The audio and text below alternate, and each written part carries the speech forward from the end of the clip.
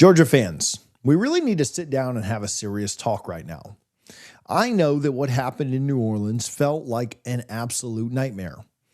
I know that watching the scoreboard tilt the way that it did made you sick to your stomachs. And I know that that loss in the Sugar Bowl absolutely sucked in every way possible. Watching Ole Miss make that late throw and then watching them kick that field goal, I completely get it. I saw the meltdown that happened all over the message boards.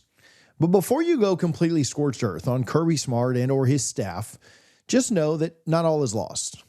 There was some good that came out of the loss. In fact, there are actually three important things that I think you guys should all be happy about right now. And we're going to talk about those three things and how they really matter for the future of your program. Really quickly, this is our brand new SEC Football Addiction channel. You may know us from College Football Addiction. None of that content is changing. We're just segmenting where some of it is. So if you could do us a quick favor and hit the subscribe button, we certainly would appreciate it. As I was saying, we're going to talk about three critical things that I think you guys need to remember. So the first good news that I think you guys need to be thankful for is that the dynasty is still fully intact.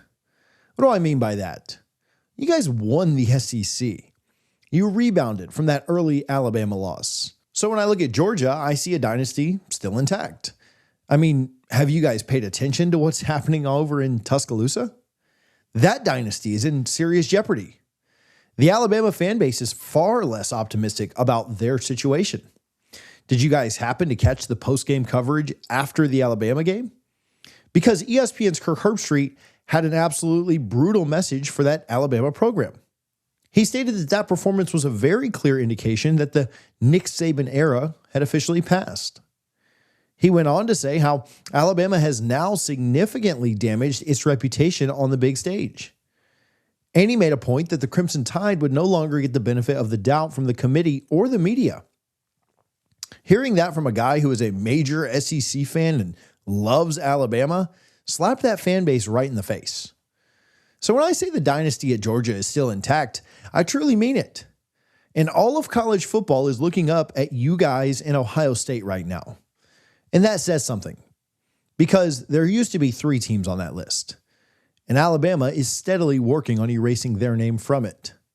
So I'm just saying, as an FSU fan, as a fan of a team who just extended a coach for going 5-7 after his 2-10 campaign, take a moment and smell the roses. You didn't lose 38-3. You didn't have half your fan base out with pitchforks calling for your coach's head. Kirby is still the top coach in the game. You guys kept that game very close and could have easily won it.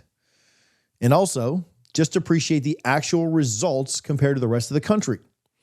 The floor of this program is still absolutely solid compared to almost everyone else. You also reached the college football playoff quarterfinals and played in the Sugar Bowl. I want you to take a step back for just a second and think about that. For 95% of college football programs, a 12-win season is a historic achievement.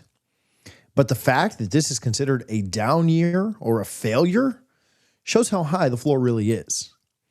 Even with the roster turnover and the coaching changes and the culture shift, you are still a top 10 team. That speaks volumes about the talent that is still inside the locker room in Athens. And the fact that you are disappointed with 12 wins proves that Georgia is still Georgia. Now, I know moral victories don't count for anything in the SEC. And I know that losing a close one in a playoff game is not something you're going to accept. But next, let's talk about the leader of the offense, because he's truly the biggest reason for hope. I think the next reason you guys should be happy is you have your quarterback of the future. Gunnar Stockton stepped up massively in his junior year. He improved throughout the season, and he showed that he could handle the pressure of being the guy. Think back to how much he struggled with ball security and making reads early on. I mean, we literally saw him grow up on the field during the Tennessee game. Do you guys remember the amazing throws he had there? Now look how he handled the blitz-heavy package from Ole Miss in the Sugar Bowl. He was standing tall in the pocket and delivering strikes under heavy fire. The kid grew up right before your very eyes all season long. And that's a massive win for this staff. Because there's a lot of teams out there who don't know what they have at QB. And I can also tell you this, 99% of teams in this sport would probably be willing to trade with you. Gunnar finished the season with close to 3,000 passing yards. He also limited his interceptions to just 5. That shows a level of maturity that most quarterbacks never reach in such a higher pressure system. He isn't just a game manager, he's a playmaker who can win games with both his legs and his arm. And now that he's experienced failure, he's tasted defeat, and there's nothing else that fuels someone more than this. Behind every Heisman winner, behind every national champion, there is someone who experienced the bite of failure. And now Gunnar has that experience. He's felt the sting. So you better believe he's going to come back much better next year. You better believe he's going to come a hungry Bulldog. The next reason you guys should be happy right now is that for despite how much parity we're seeing throughout college football, despite how everyone is spending tons of money through NIL and players are jumping ship for a quick payday, despite all the oil money that teams like Texas Tech and Texas A&M are spending record amounts on talent, despite all the parity, you guys didn't fall off, and that speaks to your program's culture.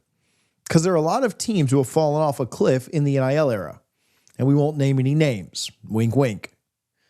But I know you know who they are, and I especially know who they are. While other teams are buying players who don't care about the jersey, Georgia is building a family. Kirby Smart has made it abundantly clear that if you only care about the money, you can go somewhere else.